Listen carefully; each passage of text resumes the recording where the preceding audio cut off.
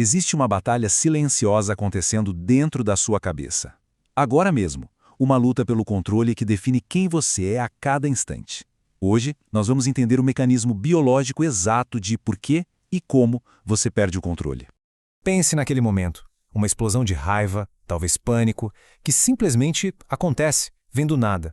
Uma reação mas tão desproporcional que, segundos depois, você olha para trás e não se reconhece.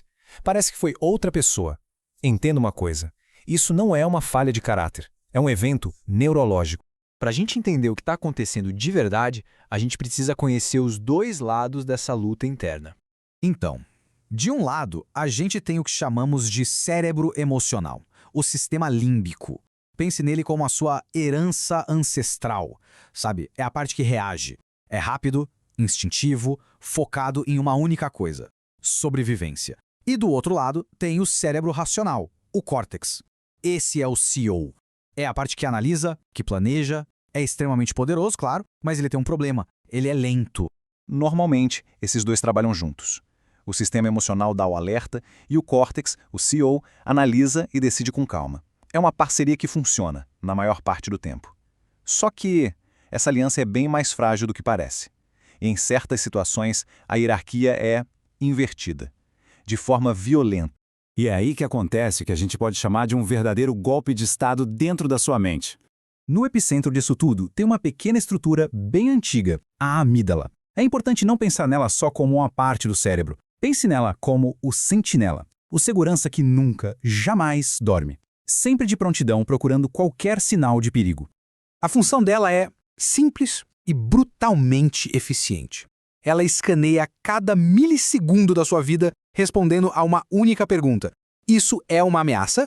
É por causa dela que você pula com um barulho alto antes mesmo de entender o que foi. É um mecanismo de sobrevivência perfeito. E é exatamente aqui que o jogo vira.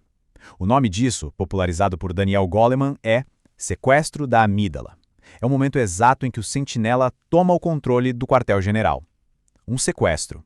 E olha, isso não é uma metáfora, é um processo biológico, real. Ok, mas como é que esse golpe acontece na prática? A resposta está na química do cérebro. Primeiro vem o gatilho. Pode ser qualquer coisa, uma palavra, um olhar, até uma lembrança. A sua amígdala entende aquilo como uma ameaça de vida ou morte e dispara. Imediatamente, uma cascata de hormônios de estresse, como adrenalina e cortisol, inunda o seu corpo. E aqui está o ponto-chave. Essa química toda, ela literalmente enfraquece as conexões com seu cérebro racional. O CEO, ele é expulso da sala de controle. E quem assume? O puro instinto. E nesse momento, entenda, não é que a pessoa não quer ser racional. É que a biologia tornou a razão temporariamente inacessível. O cérebro simplesmente fica offline para a lógica. Ele passa a operar no modo de emergência, um sistema feito para sobreviver na selva, não para uma conversa no trabalho. Mas tem uma coisa curiosa. Depois que a tempestade passa, esses momentos de descontrole, eles são lembrados com uma clareza absurda, quase fotográfica. Por que isso acontece? A resposta está em como o cérebro grava informações. E, ao contrário do que muita gente pensa, a emoção não atrapalha a memória. Muito pelo contrário, ela é a cola mais forte que existe. Funciona assim: quando a amígdala dispara, ela manda um sinal direto para o hipocampo, que é o nosso centro de memória, com uma ordem bem clara. Isto aqui é importante. Grave com prioridade máxima. É como se o evento ganhasse uma etiqueta emocional de alta prioridade. É por isso que você provavelmente se lembra onde estava num evento histórico chocante, mas o que você comeu no café da manhã de terça-feira passada? Nem ideia, né? O cérebro foi feito para lembrar o que importa para sobreviver. Até agora parece bem óbvio, né? A amígdala é a vilã da história. É o gatilho impulsivo que a gente precisa domar. Só que a história é um pouco mais complicada do que isso. E se eu te dissesse que, na verdade, a amígdala não é a vilã? E mais, e se sem ela a nossa capacidade de raciocinar se tornasse inútil? Pois é, o neurologista Antônio Damasio descobriu isso estudando pacientes com danos justamente nessa área emocional do cérebro. E o que ele viu foi fascinante. Essas pessoas eram perfeitamente lógicas. Elas conseguiam listar os prós e os contras de qualquer coisa por horas a fio. Mas elas não conseguiam decidir. Coisas simples como o que almoçar ou qual a melhor data para marcar uma consulta se tornavam impossíveis. A conclusão de Damasio foi uma verdadeira revolução. A emoção é o que dá valor às coisas. É o sistema límbico que nos diz o que importa, o que é bom, o que é ruim. Sem essa bússola emocional, a lógica pura simplesmente não sabe para onde ir. Ela fica paralisada. Então, o verdadeiro desafio não é tentar eliminar a emoção ou suprimir a amígdala. Isso é impossível e, como a gente viu, seria inútil. O desafio é treinar o córtex, o nosso CEO, para ouvir os alertas da amígdala sem deixar que ela tome o controle. É transformar o sentinela num conselheiro. Não é uma guerra, é uma aliança. Resumindo, é isso.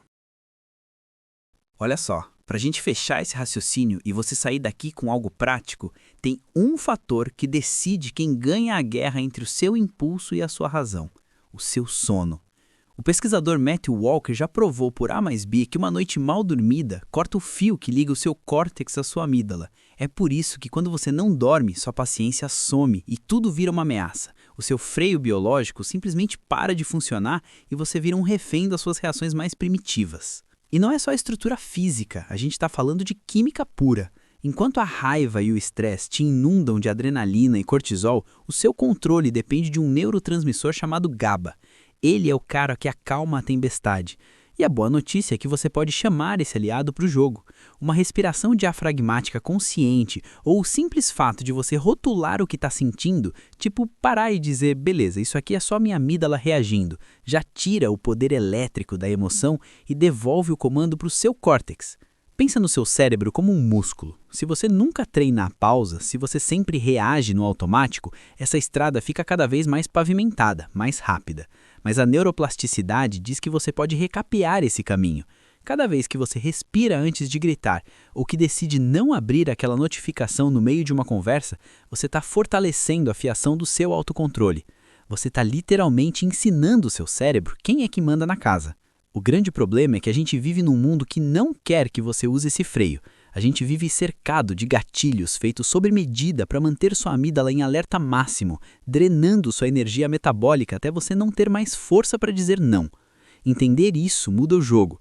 Você para de se culpar por perder a cabeça e começa a entender que seu cérebro é uma máquina biológica que precisa de gestão, combustível e principalmente proteção. Mas tem um detalhe que pouca gente te conta.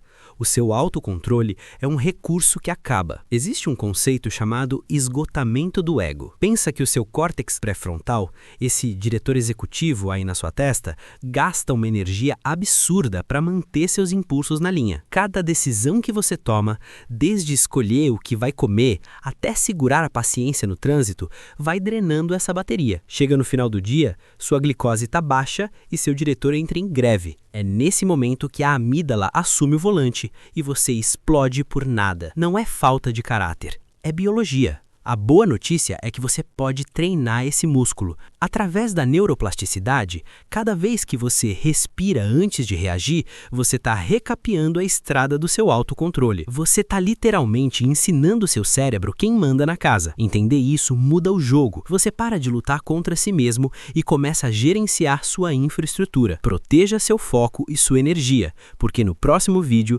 vamos ver como as redes sociais foram feitas para esgotar essa bateria e te manter no automático. Resumindo, é isso.